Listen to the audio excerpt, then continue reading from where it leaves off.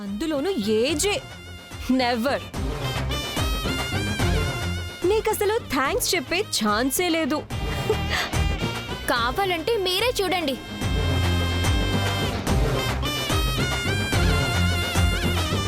వస్తున్నారు.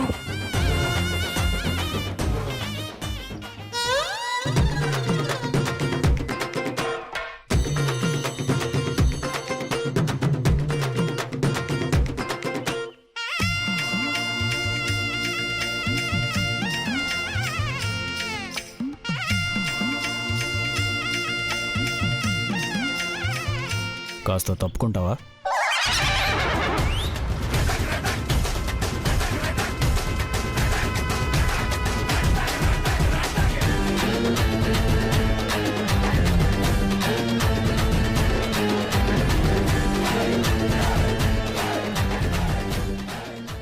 హలో,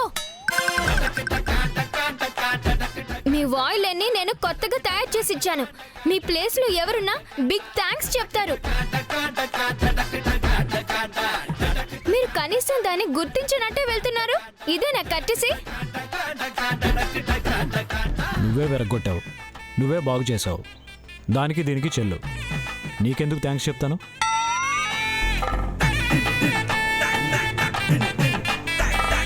అయినా నీకు కూడా థ్యాంక్స్ చెప్పేవాళ్ళు ఈ ప్రపంచంలో పుట్టారా?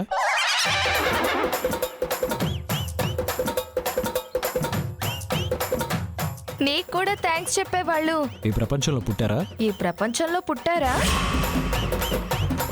బేకారి.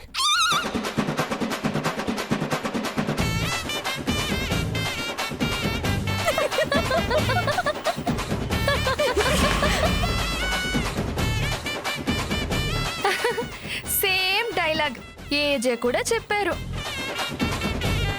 నీకు థ్యాంక్స్ చెప్పేవాళ్ళు ఈ ప్రపంచంలో ఎవరైనా పుట్టారా? చివర్లో మళ్ళీ బేకారి అని కూడా అన్నాడు.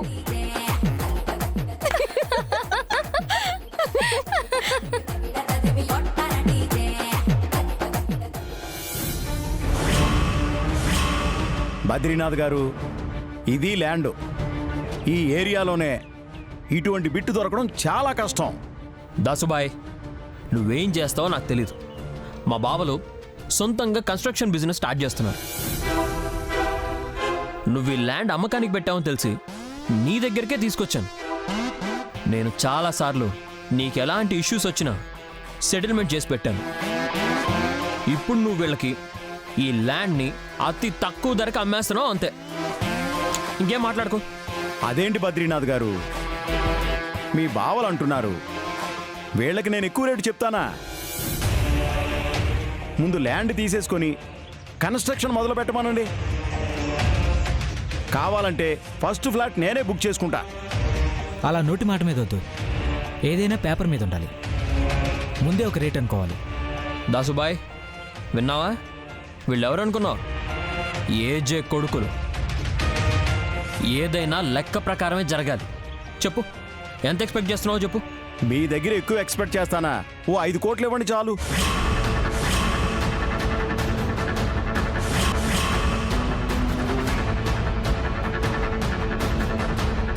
ఏంటి బావా, ఎక్కువ తక్కువ? చాలా ఎక్కువ. ఇక్కడ గజానికి అంత వాల్యూ లేదు బద్రి. మనం ఎక్స్పెక్ట్ చేస్తున్న దానికన్నా డబుల్ అమౌంట్ అది.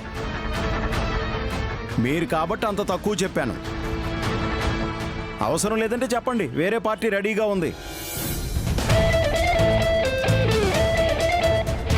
సరే, మేము ఆలోచించుకొని చెప్తాం.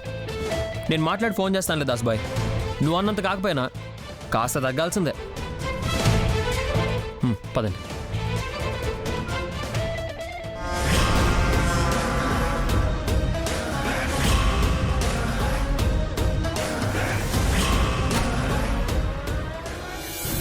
ఏమైంది?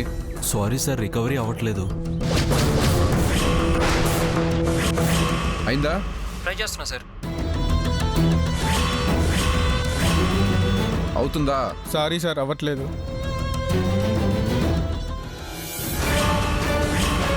ఏమైంది? సారీ సార్, రికవరీ అవ్వట్లేదు. సారీ సార్, అవడం లేదు.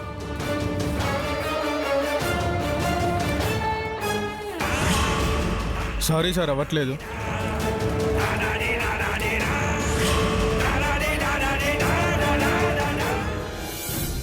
న్యాయానికి ల్యాండ్ లేదు, నిజాయితీకి స్టూల్ లేదు, మంచితనానికి సీజన్ లేదు, బాను లాంటి మనిషికి వాల్యూయే లేదు. ఎంత కష్టపడ్డాను. పగలు కొట్టడం ఈజీ, కానీ అతికించడం కష్టం. ఆ ఏజీ కూడా అతికించాడు వాళ్ళని. మేజర్ యాక్సిడెంట్ అయిన వాళ్లకు వేసిన బ్యాండేజ్ లాగా. ఎంత లైట్ గా తీసుకున్నాడు. తిట్టినందుకు సారీ చెప్పలేదు, వాళ్ళని అందంగా మార్చినందుకు థ్యాంక్స్ చెప్పలేదు. పైగా ఆయన కోడల ముందు నా పరువుని టైర్లో గాలి తీసేసినట్టు తీసేస్తాడా? ఆకలిసినప్పుడు ఎలా మండుతుందో నా కడుపు అలా మండుతుంది. ఏదో ఒకటి చేయకపోతే నా కసి తీరదే.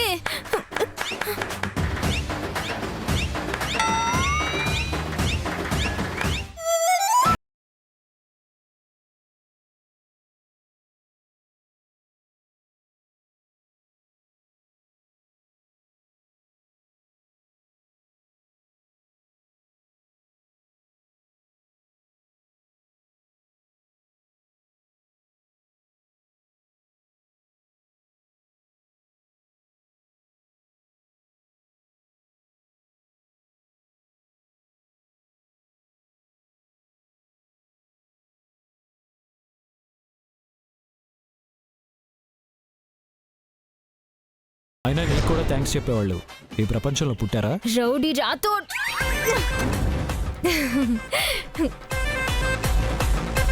పాయిజన్ పరందాం, కేడి కిలాడి. చిచి, నాకు తిట్లే రావడం లేదే.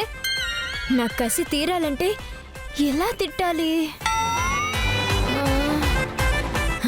ఎస్, రావణాసురుడు, మహిషాసురుడు, నరకాసురుడు, ఇంకేసురుడు తెలీదే. ఈ గురుడు బ్రతికిపోతున్నాడే. ఉప్పు లేని పప్పు, చక్కెర లేని కాఫీ,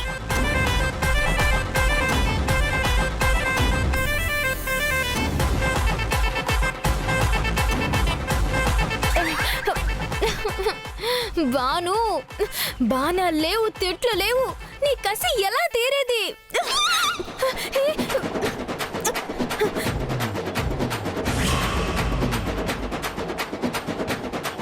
ఏయ్ ఏయ్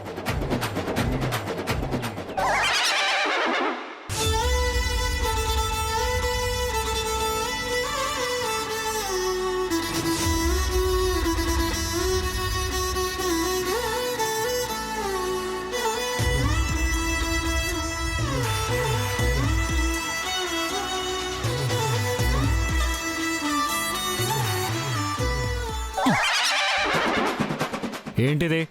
ఏం చేస్తున్నావు? ఇల్లు అనుకున్నావా? స్కేటింగ్ క్లబ్ అనుకున్నావా? అయినా నా వస్తువులు అసలు టచ్ చేయొద్దని చెప్పాను కదా. నీకు అసలు ఎంత తిట్టినా బుద్ధి రాదా? నీకన్నా చిన్నపిల్లలు నయం. కొడతారన్న భయంతోనన్నా అలా తగ్గిస్తారు. నీకు ఆ భయం కూడా లేదు. మా జయమ్మ గారాబం చేసి మరీ చెడగొడుతుంది. అసలు నిన్ను కాదు అనాల్సింది. నిన్ను ఉండనిచ్చినందుకు నన్ను నేను అనుకోవాలి. బేకారి. ఆపండి.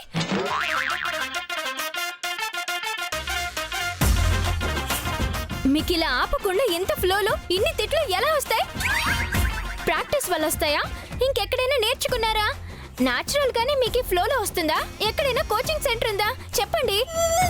ఇలాంటి విచిత్రమైన తిట్లు ఎక్కడ నేర్చుకున్నారు? ఎందుకు? నాకు ఒకటి రావడం లేదు. ఎందుకు?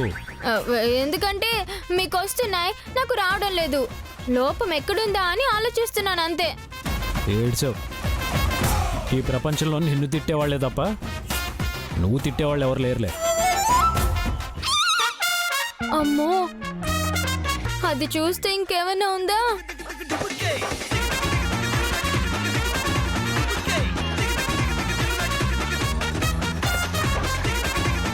ఏంటి అడ్డంగా నిలబడ్డావు?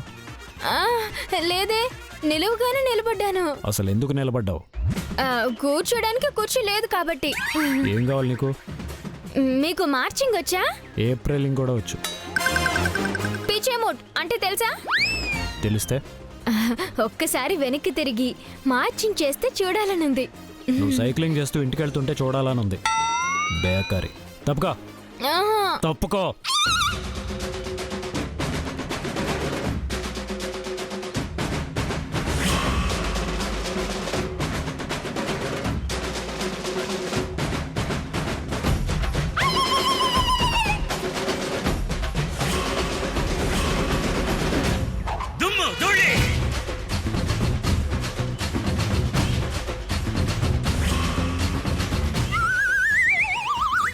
గుండా గురునాథం, రౌడీ రాథోడ్, పాయిజన్ పరందాం.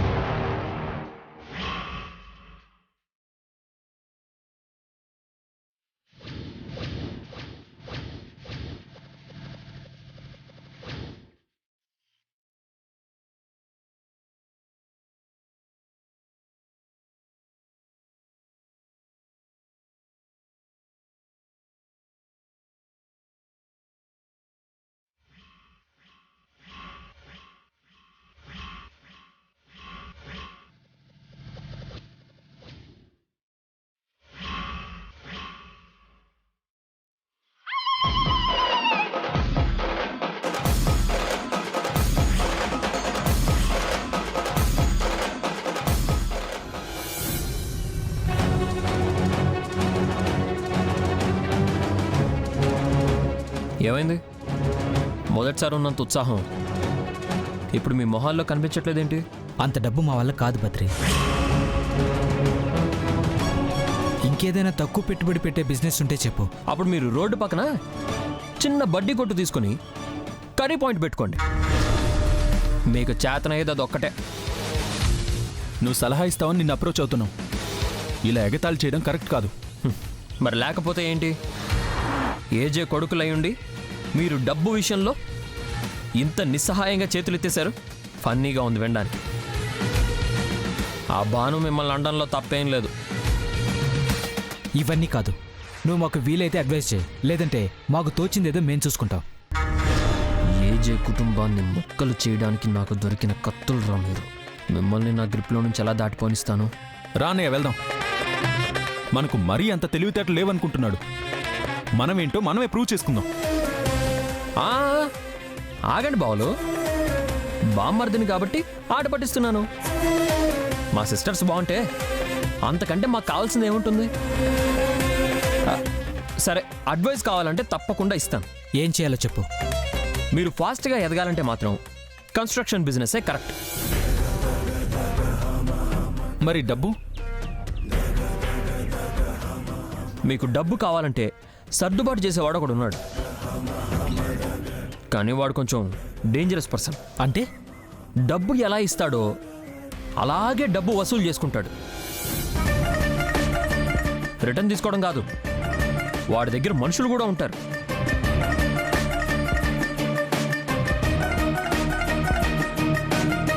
మేము సక్సెస్ అవుతామనే నమ్మకంతోనే దిగుతున్నాం. నేను సారి సెల్లో వేసి వాడిని బాగా కుమ్మేశాను. నా పేరు చెప్తే వాడు డబ్బులు ఇవ్వడు. కాబట్టి మీరు ఏజే పేరు చెప్పండి. ఏజీకి తెలిస్తే? మీరు కట్టలేని రోజు కదా ఆ ఏజే మీద పడేది. ముందేం చెప్పడు. సరే అయితే మేము టైంకి ఇచ్చేస్తాం. ఏజే దాకా రానివ్వం. పద వెళ్దాం. నేను రాను. అడ్రస్ చెప్తాను, మీరే వెళ్ళండి. కాకపోతే ఒకటి, మీరు సక్సెస్ అయినా నా పేరు చెప్పొద్దు, ఫెయిల్ అయినా నా పేరు బయట పెట్టద్దు. ఎందుకంటే ఆ ఏజే నేను మిమ్మల్ని చెడగొట్టాను అనుకుంటాడు. లేదు లేదు, నీ పేరు బయటికి రాదు. గుడ్.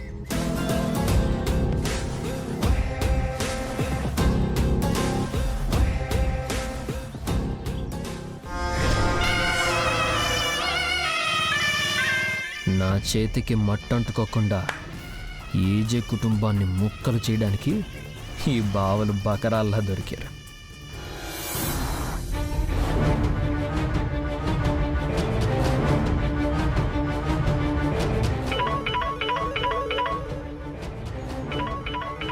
మీ బావా ఆ ల్యాండ్ దగ్గరికి వెళ్ళారు కదా, దాని గురించి చెప్పడానికేమో. చెప్పండి. ల్యాండ్ కొనడానికి అమౌంట్ కావాలి. అందుకోసం మనీ లెండర్ దగ్గరికి వెళ్తున్నాం. మీ ఇద్దరు కూడా వచ్చి సంతకాలు చేయాలి. ఓ, మేము ఆల్రెడీ మేకప్ కూడా వేసుకుని రెడీగా ఉన్నాం. వచ్చేస్తాం. ఎక్కడికి రావాలి?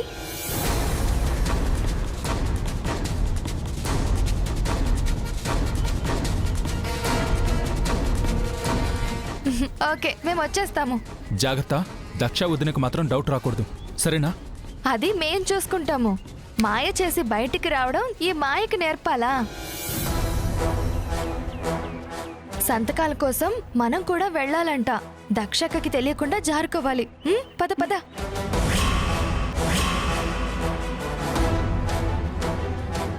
ఆగండి. ఎక్కడికి వెళ్తున్నారు? బ్యూటీ పార్లర్ కక్క. వెళ్ళి వారం కాలేదు. వారం తర్వాత మళ్ళీ రమ్మంది కదక్కా. మరి నన్ను పిలవలేదు? నీకు పెద్దగా ఇంట్రెస్ట్ ఉండదు కదక్కా. నువ్వన్నీ న్యాచురల్ ప్యాక్స్ వేసుకుంటావు.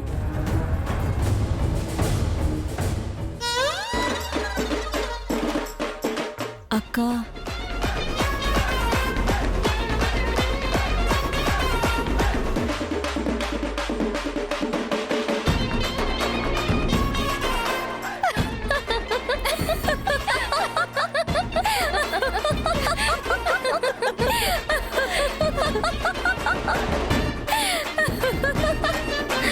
తలలో అందరూ పిన్నులు పెట్టుకుంటారు. నువ్వేంటి హ్యారోస్ పెట్టుకున్నావు? ఇది ఖచ్చితంగా నీకు నువ్వు చేసుకున్న అలంకరణ మాత్రం కాదు. ఇదేదో ఏజీ నీకిచ్చిన పనిష్మెంట్ లో ఉంది. నువ్వే ఏదో పిచ్చి పని చేసి రెచ్చగొట్టుంటావు. అయ్యో, ఏదైతే ఏంటి, ఈ గెటప్ నీకు బాగా సూటబుల్ గా ఉంది. ఇలాగే కంటిన్యూ అయిపో.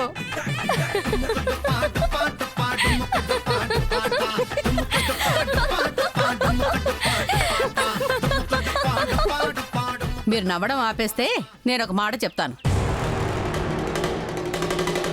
ఏజే మీకు మామగారు అయినప్పుడు భాను మీకు అత్తగారి స్థానంలో ఉంది.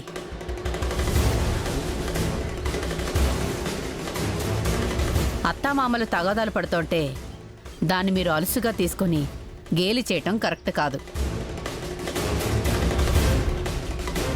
ఏ ఇంట్లోనైనా సరే భార్యాభర్తలు తగాదాలు పడుతుంటే మిగిలిన వారంతా ఇలా నవ్వకూడదు. వీలైతే ఇద్దరికీ సర్ది చెప్పాలి, లేదంటే ఒక్కరినైనా సర్దుకుపోమని చెప్పాలి. గొడవ పడే భార్యాభర్తల్ని కలిపిన వాళ్లకి కన్యాదాన ఫలం దక్కుతుందంటారు.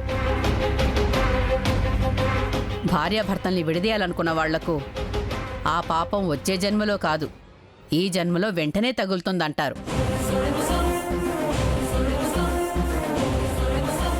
మీరు వీళ్ళని కలపకపోయినా పర్వాలేదు, భానునిలా అవమానించకండి. ఇలా చేస్తే మిమ్మల్ని ఏజే కూడా క్షమించడు. రా భాను.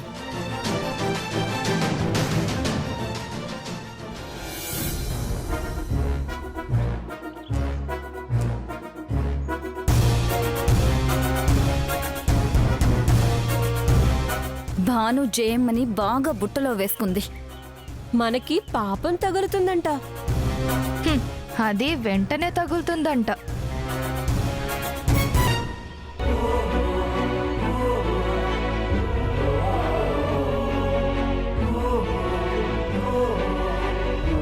నవ్వుకుంటున్నావా? నీ ముందు నేను చెప్పిన మాటలన్నీ ప్రగల్భాల్లా కనిపిస్తున్నాయా? నీ అన్న అసముద్రుల్లా కనిపిస్తున్నాడా? సాక్ష్యం దొరికినా దాన్ని ఉపయోగించుకోవడం తెలియక చేతులు ఎత్తేసాడని ఇక మన పగ ప్రతీకారం ఏమీ తీరమని నిరాశపడుతున్నావా? వద్దు, నన్ను తక్కువ అంచనా వేయకు. నిన్ను చంపిన వాడిని క్షమించేంత ఔదార్యం నాకు లేదు.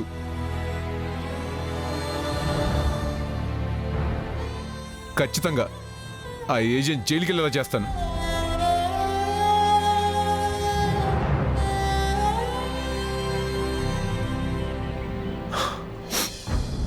విక్రమ్, ఏంటిది చిన్నపిల్లల్లాగా? నువ్వు పేరుకు తగ్గట్టు చాలా స్ట్రాంగ్గా ఉండాలి విక్రమ్. నేనేమీ నిన్ను ఎగతాళి చేయడానికి రాలేదు.